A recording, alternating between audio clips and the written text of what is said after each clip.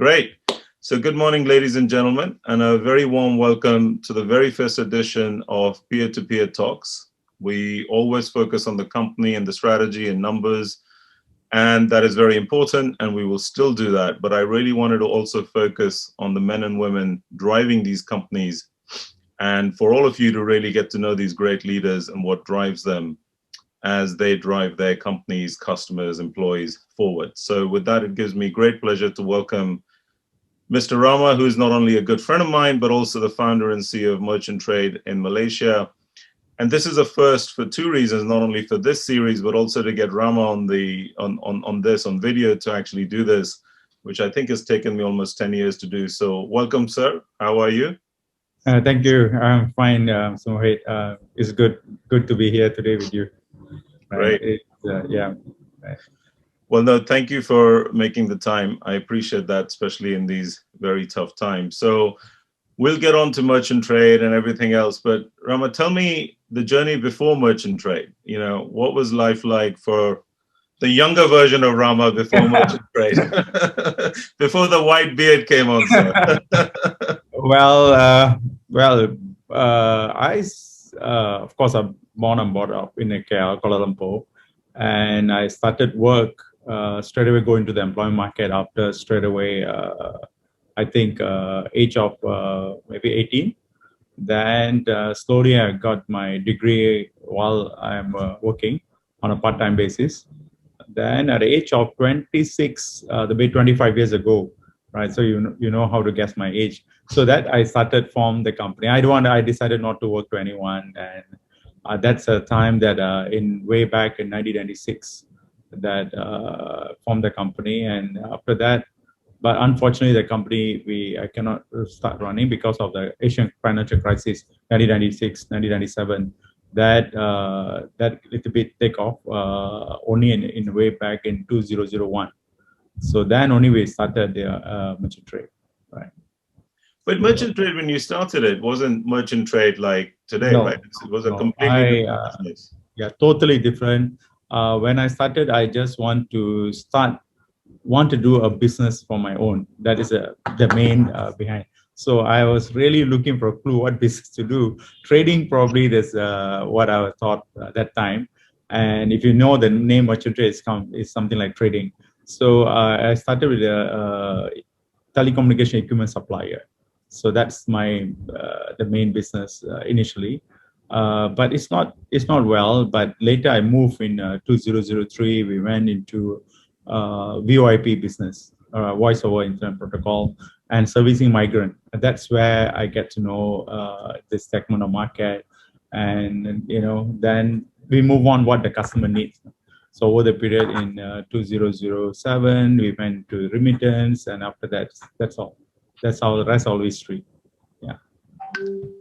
Long time. So I mean, in those days, there was no regulation. There was nothing, right, on money transfer and. Oh no, there's a regulation. Way back in 2007, when we apply for the license, we have to apply. There is also licensing, and we in Malaysia at that time, what happened? Regulation just started, and we just got the license number 1. So I remember in February in 2007, I got the license. Yeah. So from that's how we manage it. So, and when you started, you started with one location, I assume. Yes. We started because that time my idea was just want to start a remittance business. I went to Dubai. I'm looking at it, people how they operate, and do some studies. And it's one location. Okay, we only know brick and mortar. That time 2007, we don't have the online whatever it is. So, but the only thing is we want to see how we able to serve the customer better. So one location. Then after that, move on few locations. Then today we have about 97 locations. Right. That is the way back in 2007. Right. And how does one location calling cards get to? I'm curious as to how do you get to Sumitomo, Exiata Group? I mean, these are names that don't invest in a phone calling business, right? With one location, that's quite an achievement. No, actually, when we, so I said, when we entered the telecommunication business, then we move into MVNO also at the same time with the remittance. So we have a mobile operation because we want to give the same customers another product or services. So that time, what happened? There's an interest of Sumitomo coming in. I think they approached us in 2008 and entered as a shareholder in 2009. But of course, there's another business pillar with us is MVNO plus remittance.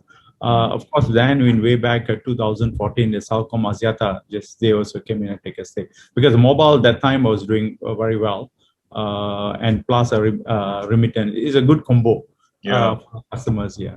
Yeah.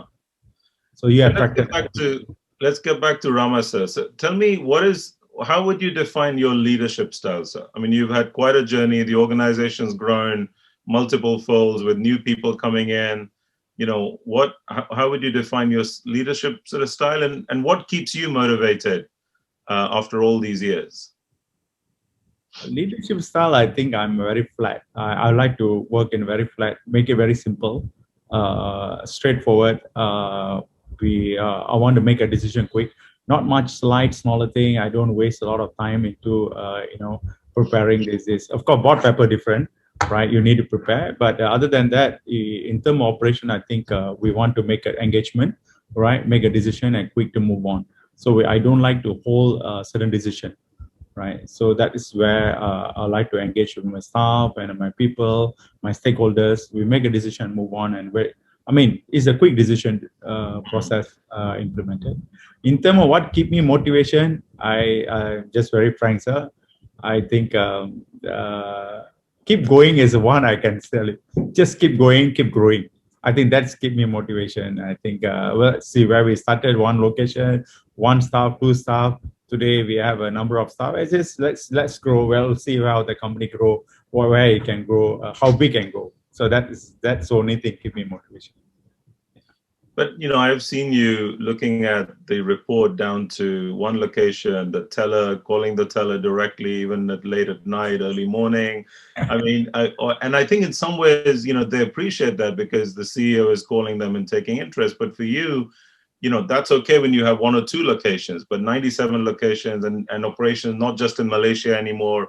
I mean, how do you manage to do that other than not sleep at night, I guess? But well, I think today we managed to build a proper process, right? But I like to know the certain issues that I need my people to engage with me. The issues, for example, the customers' issues or the something system issues. In our business is very comprehensive. Is does only regulatory, it's concerned customers, it concerned compliance. Anything comes out of branch. So I need to know first. So most important thing, I need to be notified. So I'm the one answerable to regulators, or I'm answerable to my stakeholders. So that view is I build a process that they must engage with me.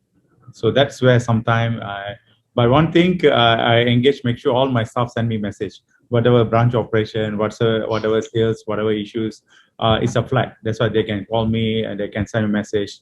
So I just want, then I will definitely they have their own team lead and their C-level to continue engagement with them. But I'd like to know what's going on. Yeah, I think the fact that they know they can access you, I think makes a whole different. I used to always say to my team, sleep on good news as much as you want, but bad news, I want to know immediately, right? So, okay. Yeah, correct, yeah. But and so let's talk about the transition from brick and mortar to digital to now business being very focused on wallet, PSP, lots of different.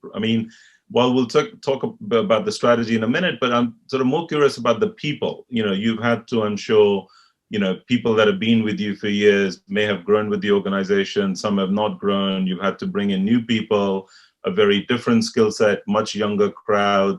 That whole dynamics, how have you managed that? And what have been the biggest challenges, you think? Well, that's why I think this all white colors going. Well, I think what happened is very challenging, very difficult time for me when you build a legacy system, process everything at a brick and mortar, and suddenly you know that brick and mortar have its own challenge that onlines are coming in. So we had to make a decision whether we want to shut down the brick and mortar and move fully online, because this is what the future is going to be, or you want to make sure that you want to upskill them and reskill their existing staff and start moving to the online platform. But it's not easy. They're not ready also. It's not going to be, it's a tough for them also. And tough for me also, because I don't want to let them go straight away, because the brick and mortar give them the brand value. People trust the brand. People see the visibility is there. So how to do it is, so what we trying to do is we create a team, or create a more different department within the company that focusing more into like a data science and bringing the wallet team, different new leadership from the banks and outside. So then we're trying to put a lot of new people inside that team. Then this brick and mortar team is like almost standalone, but they're able to help the online team for onboarding, for brand value, customer service. This is what they can do. So we need to combine both, then we can grow faster. So that is what we are doing at this moment. But I'm a strong believer omni-channel. The main brick and mortar are here to stay also, because certain people are not going to change overnight. But as far as concerned, online still need to grow, wallet need to grow. This is what is a growing trend. So we need to focus on that. But it's a big challenge because legacy system is there, people process, a new process, everything. And you're on the same license. So compliant, the core system need to be talk each other. So it's a very big thing. Very big investment of it. Yeah, I was going to say, I mean, you must have faced a lot of resistance from shareholders, because, you know, anytime you start a new process, it's unproven. Plus, as you said, you have to invest money. Whereas the legacy businesses are already profitable, they're generating business. And in some ways, the new businesses are, you know, maybe are going to sort of kill the old businesses over time and take revenue away. So, I mean, how was that process to manage all those internal stakeholders? Well, you have to make them understand, because when my shareholder came in, I think the first two shareholders, the big institutional shareholder, they came in a way back in 2009 and 2014. That time, the mobile doing very well, brick and mortar doing very well. Of course, I need to engage them, explain to them, this is what the future it is. It takes a little bit of time, but I think all of us are in the same page, because this is a process. I mean, the process is we have to take a hit. The company have to take a hit. You know, because we're going to invest heavily on the new engineering, new system, the whole thing. The process re-engineering going to happen in a company. That will take maybe 3 years to turn around, right? So I think that's already been engaged. I think this is good news. Is at least now they can see slowly the growth rates coming in right now. The initially is very tough, yes, but I think they all supported very well. Yeah. I think once people start to see results, then everybody gets behind it, right? That's right. Yeah. And so talk a little bit about, I mean, these new lines of businesses obviously needs a very different skill set, and you would have had to attract a lot of younger talent, you know, which I think the smarter the people, the more difficult they are sometimes to manage and keep motivated and so on. And, you know, first of all, how were you able to attract them? I mean, I know merchant trade is very well known, but you know, these young guys, everybody wants to be part of Google and Facebook and all the big techs, right? So was that difficult? And then how did you motivate them, or how do you keep motivating them every day? The two way. One is the existing staff also need to motivate it, existing, because the market is calling them, because they know what's happening. You know, how to retain them is another issues, right?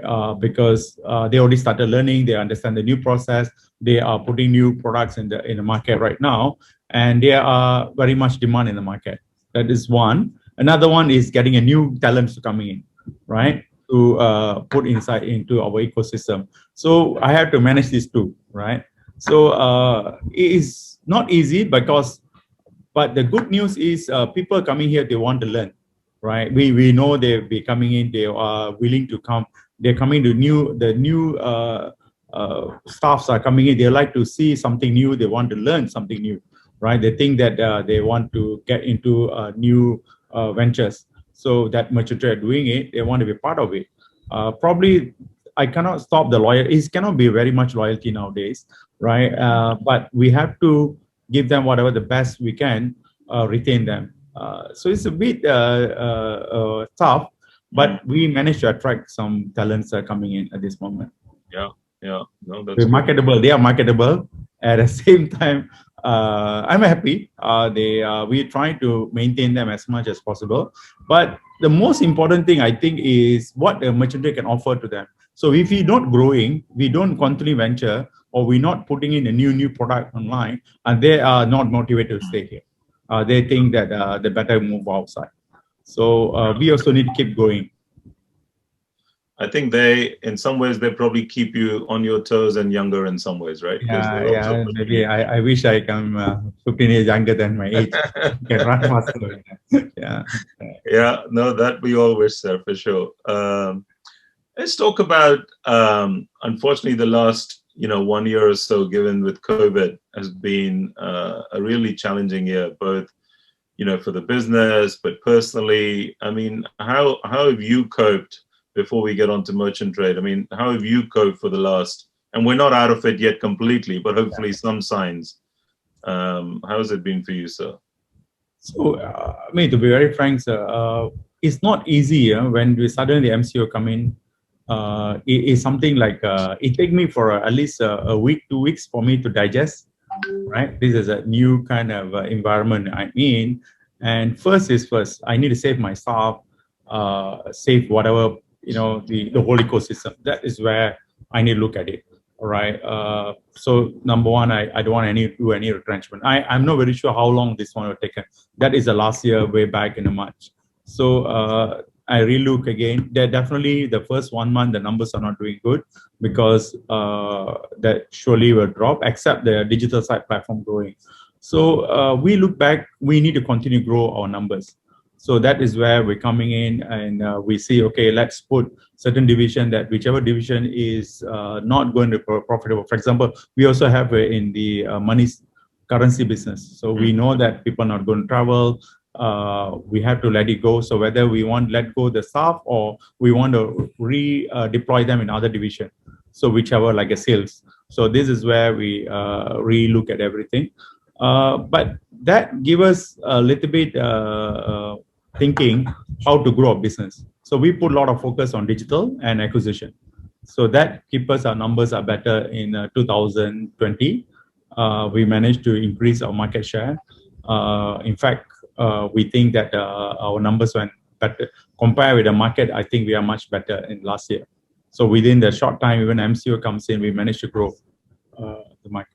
I mean, consider the market down by 15-20%. I think we have a growth rate last year. Now I have to look at it this year right now, how this is, because this is another MCO is coming in, and I have to relook again this year. I mean, in some ways, I guess it wasn't because of COVID, but I know the digital transition that you started a few years ago almost helped, right? I guess if the business hadn't even started that would be really tough. So that is like wallet is really helped me out a lot. A lot of customers come into my wallet. Our online remittance also pick it up, and of course the other B2B has picked it up. So this there's a few area that invested earlier, so we can see the numbers come up strong in compared the brick and mortars. And with all this tough environment going on, in the middle of it, you saw an opportunity and you just did an acquisition. Yes. Yeah, I mean, that was quite a bold move in some ways. We have a choice whether we want to do the acquisition or we just stay where we are. But we think that we have to close the gap, the drop in our volume. So that is where the first decision, we need to increase the market share, and we want to maintain the position. So otherwise, because we know this is this business, overall unemployment rate going high, then migrant workers, the first one will be affected, and we think about 20% will be dropped. The transfer maybe a year or two, because the borders closed, new worker won't be coming in, and most of them, those are not renewed the permit, will be going back. So we can see that will happen, and that's where the acquisition need to take place. And we're still open Right. to look at it other options also. Is this the first acquisition that Merchant Trade has done? No, we done it before in way back in 2017.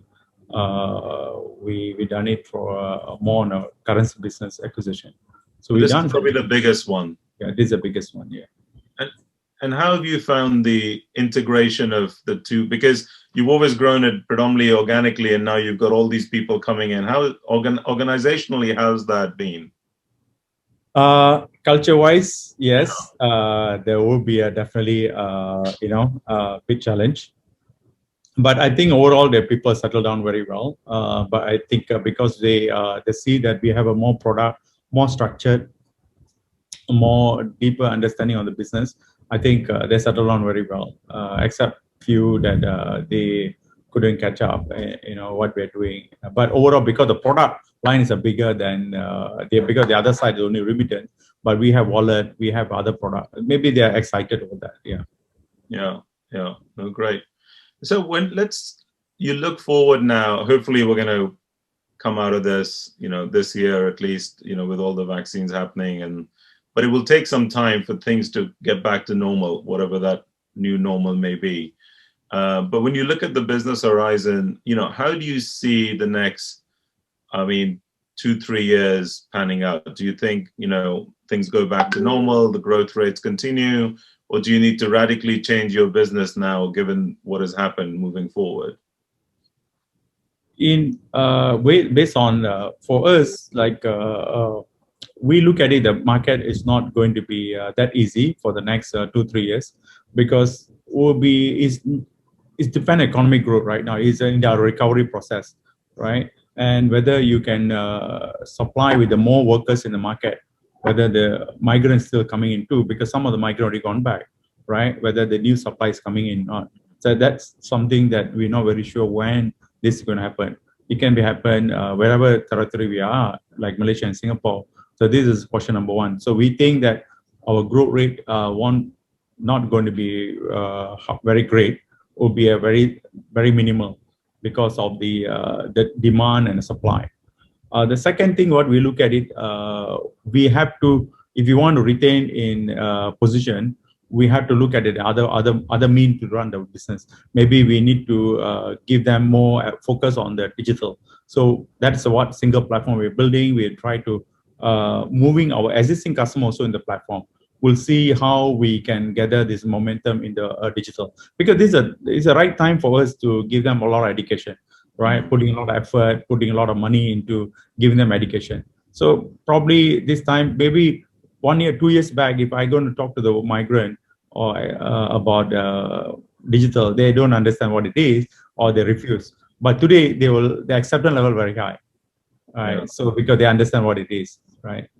So maybe it take 2 years or 3 years to do some kind of normal coming back, a normal pandemic, pre-pandemic. And I think it's almost you need an event like COVID, right, to make that transition from, the acceptance. I think COVID has mainly done a lot of harm, but in terms of the migration to digital, it's been a phenomenal event for people. Exactly. I agree with you. Yeah. I mean, probably achieved what would have taken 5 or 10 years in a year, And talking of digital, and you look at the moment, I'm sure you're following, there's a lot of hype on digital currencies, particularly with the price of Bitcoin, that is sort of touched 62.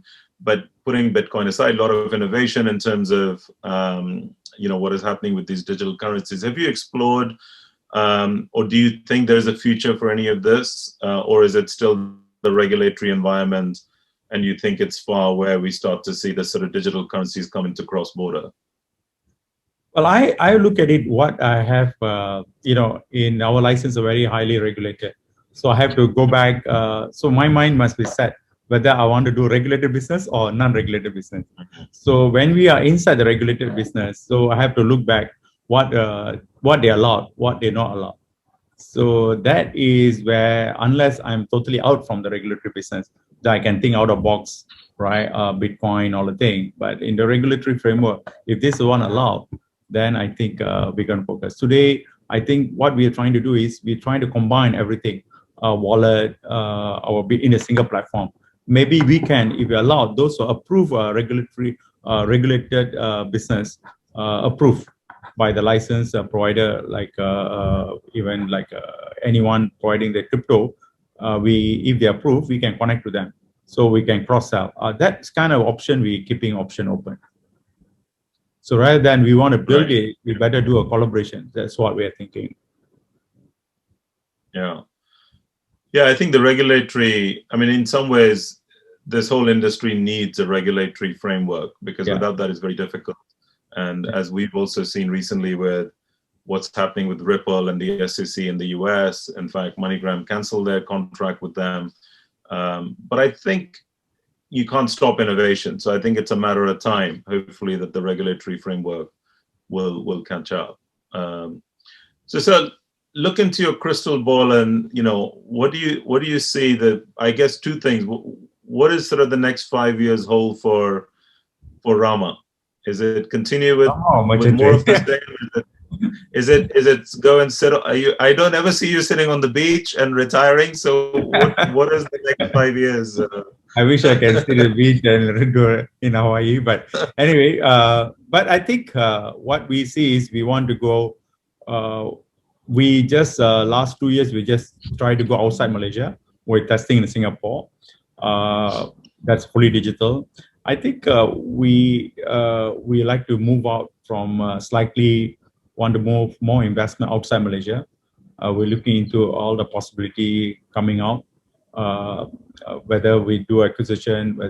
I think we prefer route is acquisition route rather than building up, from scratch, because we see what's happening in Singapore. It takes time to build it.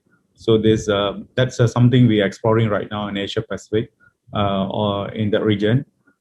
So I think we have everything ready-made right here. People's tech, everything ready. Then I think within ASEAN region or Asia Pac, something we want to explore further. We are looking very seriously right now. So that give us the next 2-3 years to keep us busy. Beyond that, the crystal ball, maybe something that we like to see, maybe if your company possible go for public. This is something that every entrepreneur have their aim. So we have some long-term goal for giving their staff happy, and of course, all the shareholders happy. So that's something that we're looking forward. Yeah. So it doesn't sound like life is going to get any easier for you, sir. As I said, I wish I get back 15 years younger than, so that's what I'm doing now. Yeah. Yeah. And so lastly, if I'm sure, and hopefully, young entrepreneurs that are starting out today will be watching this, that have got their whole journey ahead of them. Of course, different times to when you and I started our business life. But, what advice would you give to somebody, not necessarily starting out in money transfer, but that is just starting out, in the business, given your own journey and experience? What advice would you give them? My simple advice is, I train a lot of youngsters also now, those who are, be focused, be committed, what believe in what you're doing, and I think give yourself a little bit chance, because it's not going to be easy overnight. You can't do overnight make a business. You have to give some time, right? So, and you have to know and sometimes whatever your idea, sometimes it maybe not work, right? It's not working properly. So probably you have a little bit time to fix it, right? You have to give yourself a certain time. And you have to go through the challenges. It's going to be not easy. It's going to be very big. It's going to be a headache. But that is the part of the journey of entrepreneur. So I think anyone to venture, they have to be prepared, not to give up straight away. Maybe they have to give a few years, right? Yeah. So that give them one. They already know they click the right thing, whether people, whether tech, or the product, the services. Then they will explode the business. So I think that is what I can give to those youngsters. Which I want to ask you, was there any time in your journey that you thought of giving up? Oh yeah, many times. Really? Yeah, many times. So it's not easy but every time I want to give up, I was thinking back whether where we started, let's move. Because maybe capital is one of the things, initial stage, right? Because you need a lot of capital. Second thing is a lot of what do you call? I mean, it's a lot of pressure in terms of giving numbers, sustainability numbers, right? Because you get a hit, you get worried, right? Hey, am I going to go so much competition, right? What is it going out there, right? And it's like almost sometimes you call a cutthroat business kind of thing, right? So why or should I be in this business, right? And but the only thing is later I realize that hey, staffs are coming in, the brands are building. I think we are there. I think we have a better strategy. We can think a strategy, right? We can, we can put everything right. So yes, but I never give up. But there's always behind a mind. Hey, we have a, sometimes you have to think back and say, hey, I think what I did the right decision. I continue motivate myself to move. Like what you say just now, you asked me what keep me motivated. That's what. Well, and I think also I'm sure the pressure of, there are thousands of people who rely on you, right, and merchant trade in terms of and the families behind it, and it's so a lot of the time we all forget that because people always look at businesses on a spreadsheet, but that's it's customers, it's all those families, everything else, which adds to the pressure, sir, right, in some ways. During the pandemic, one other thing is the first thing after 2 weeks or a month that we under pressure, of course. The numbers, it doesn't look good. MCO is, lockdown, complete lockdown, what are you going to do, currency? So the first thing is my set is I don't retrench anyone. That is my mindset. Say this is a bad time, let everybody go through, let everybody pass through this, right? We'll move through. So when a good time, they want to leave, they want to go, that's fine, right? Bad time where they can go, right? So this is a little bit the philosophy I have, with me. So keep the staff also moral high, and then let them put in. So this time I think they work better than ever. Right. Well, and I think that's a testament because you've had people with you almost right since you started. Some of the people have been in this journey. Yeah, last 25 years, yes. Yeah, which is great. I mean, it's almost a marriage, right? And so you spend more time with them. So, which is good. Well, no. Well, thank you so much, sir. I think first of all, congratulations on what you've built. I think it's incredible. I think people need to know more about merchant trade in Rama because it's one of those low-profile kept secrets in Malaysia that I think now after this video, people will get to appreciate more. I always like to keep myself low profile, and I think that's thank you, sir. Right, thank you for all the I'm very honored with you to be here today. It's my pleasure, and thank you for coming to this. Thank you very much. Thank you.